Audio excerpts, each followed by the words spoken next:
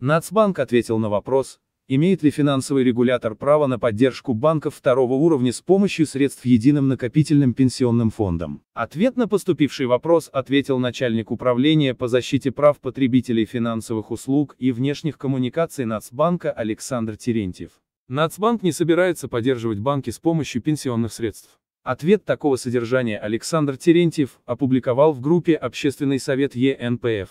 Пенсионные активы Единого накопительного пенсионного фонда не выделяются на поддержку банков второго уровня и других эмитентов, а инвестируются в различные финансовые инструменты на принципах срочности, платности и возвратности в соответствии с рыночными условиями, а также в соответствии с требованиями и ограничениями, установленными инвестиционной декларацией ЕНПФ. Также Нацбанк объяснил, каким образом распределяется инвестиционный доход, полученный после операций с пенсионными активами. Инвестиционный доход, полученный в результате инвестирования пенсионных активов, за вычетом комиссионного вознаграждения, равномерно распределяется по индивидуальным пенсионным счетам всех вкладчиков, получателей, пропорционально размеру учитываемых на данных счетах пенсионных накоплений. В сообщении Нацбанка указывается, что за 9 месяцев 2018 года доходность пенсионных активов ЕНПФ, распределенная на счета вкладчиков фонда, составила 7,75% при уровне инфляции в размере 3,3%. Также Терентьев дал ответ на предположение о том, что через 5 лет средства пенсионного фонда будут исчерпаны.